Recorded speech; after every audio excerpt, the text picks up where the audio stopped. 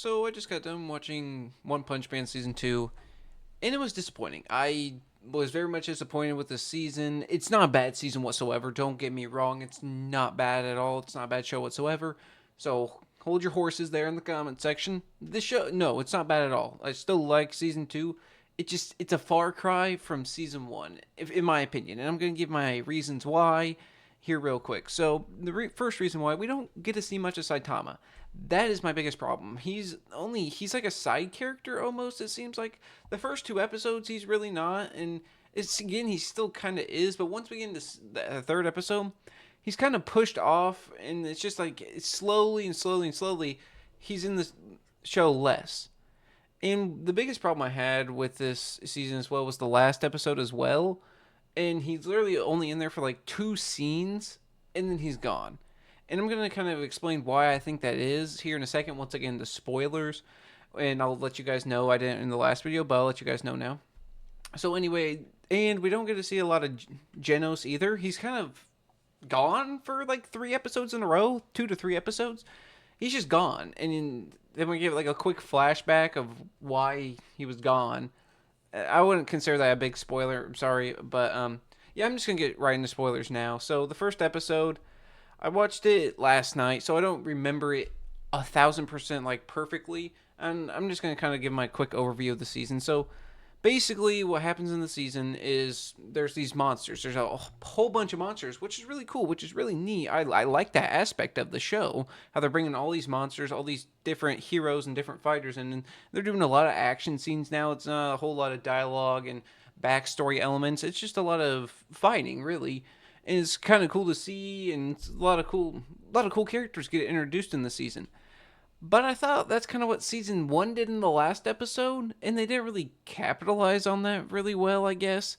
And also, after like the second or third episode, when it was after the first episode, so the second episode, when Saitama has his like two people going after him, just gonna try to beat him, and he just whips them easily because one's like supersonic, and then the other one is the one girl of the Killer Tornado's sister.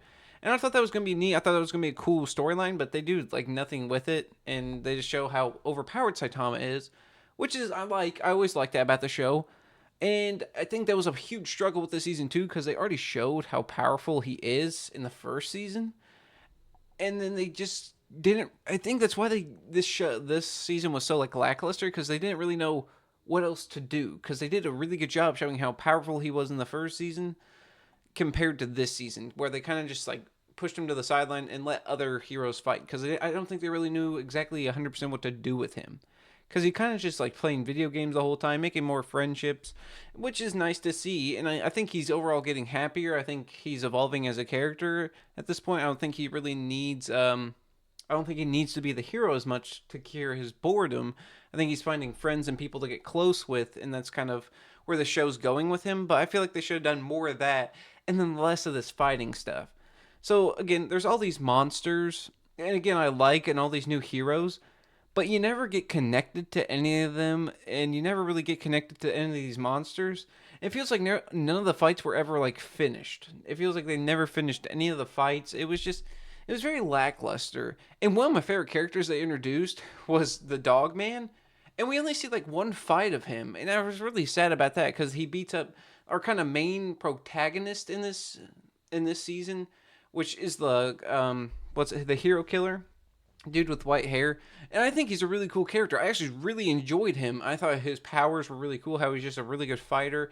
How he was kind of more overpowered than everybody, but by the end he was like beat up, getting weak, and yeah, he still continued and continued just out of pure will to fight and to for his cause. Like he just how much he believed in it. And I really liked that about his character, to be honest. I really enjoyed that about his character. But I just didn't like how they focused all on him because again, I think Saitama is a very much stronger character. Even Genos, their dynamic together is also really cool. And I forget what his name is, but the strong like he's labeled as the Earth's strongest man, but he's really not. He just kind of gets bailed out with all the whenever a villain or a villain comes to him, he just there's always a hero there to kill the other person. So I did really it was just very lackluster with Saitama, and that's my biggest point. And you didn't really get to see how you guys saw how powerful he was. Like when he was fighting everybody, he was literally just still beating him in one punch. But I really wish we saw more fights of him and just kind of the cool visuals around him. And again, I get that they did a lot of that in season one, but if you wanted to focus more on the other characters in this season, I wish they would have more fleshed out the new characters rather than just boom, okay, next one, boom, okay, next one, boom, okay, next one. I wish they would have brought like more back from last season, like the baseball bat guy. Super cool character. I actually loved his character in this. Actually, it was really cool to see him. And I really liked his character because they brought him back. They already introduced him from last season. He basically had half an episode to himself, just fighting. Just we didn't really get to see a whole backstory to him, but we definitely grew to know his character a lot better and understand his motives and how he's actually a really, really strong character. It seems like the more he gets hit, the stronger he actually gets and the quicker he actually gets, which is really interesting. But once we got to that point where he was getting stronger and stronger and stronger and actually kind of coming back in the fight, then his sister comes along and then the fight stops and then she knocks him out. And it's like come on, seriously? Like we were just getting to this really cool part of this fight and it was actually a cool climax to it seemed like this like mid-season point. It was really cool even though we didn't see a lot of Saitama. This definitely would have made up for it because we brought a character back from last season as well as I just said. It was just really cool, and I actually really like that series of events, and I think it's a really good episode. Honestly, a really, really strong episode. And also, another thing I want to mention: the kid getting kidnapped from that really gets talked about like two more times, and they like don't give a crap at after that. It's kind of funny, to be honest. But anyway, and I really like the Monster Association too. Don't I know I've been harping on this a lot, and I really am excited to see actually the Sonic Storm guy. I think they did a beautiful job with him. I don't think he was in the show too much, but I think he was in the show just enough for him not to get too stale and too boring like he was in the last season. And we also got left kind of on a cliffhanger on him for season 3, which I'm kind of excited to see. So yeah, I think they also did a really good job with him, but they really didn't bring back any other characters in a good way, in my opinion. If that makes sense, it's almost all new characters, and they don't really do a ton with these new characters. If you know what I mean, like I feel like they're just kind of a bunch of fighting scenes put together around like the. It's basically the season is just building up for season 3, and that's why I find it so lackluster as well. Again, Saitama is a huge.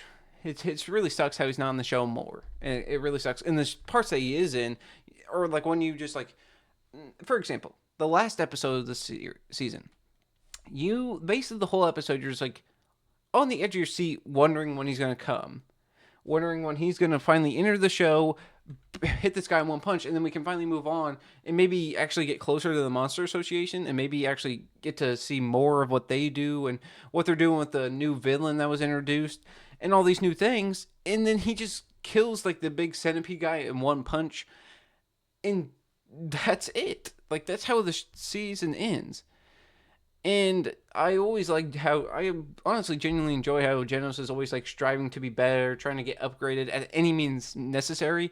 I think it's definitely leading towards his like twist, and I think we've definitely seen it a little bit. But obviously, he always wants to stay on the good side. He has this mission, but I think it's definitely hinting at him being so obsessed with this, he's going to become a bad guy, and I really enjoy that, and I think he's going to be the one who's actually going to be able to compete with One Punch Man at some point. But again, they didn't really do a whole lot with him, and I feel like again, I know they fleshed out their relationship in the last season, but it's like you could have kept feeling the fire with it, not just kind of putting it in the back seat. Like take Invincible for example. Season 1 we had all these dynamics put together.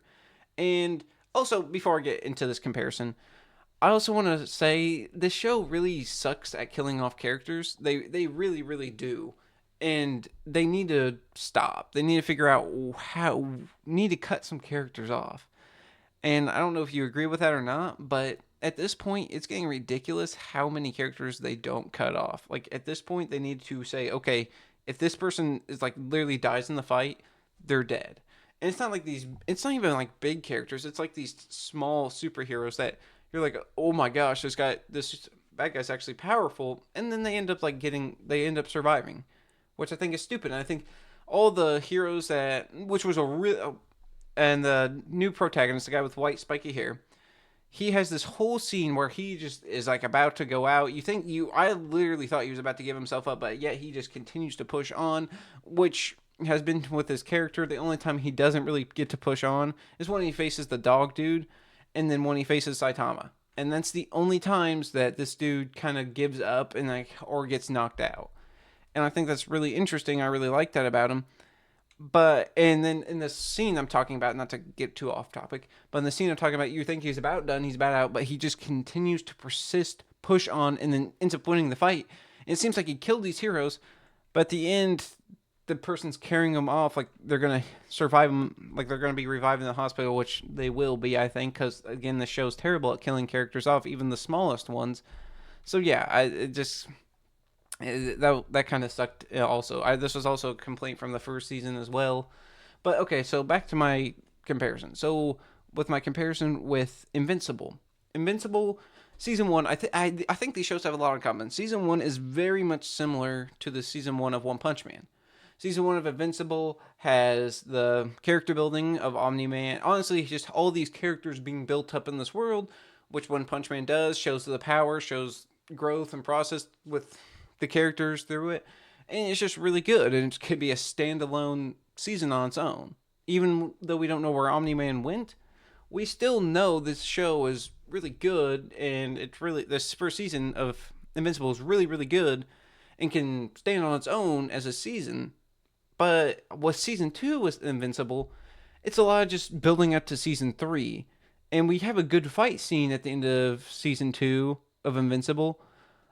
But then it just feels like there was a lot to left. There was a lot to be desired from season two of Invincible. I think that's the same thing with One Punch Man, and I'm really excited for season three. I think season three is definitely gonna be really really good. I have a lot of high hopes for it, and yeah, that's kind of about it. All I have to say.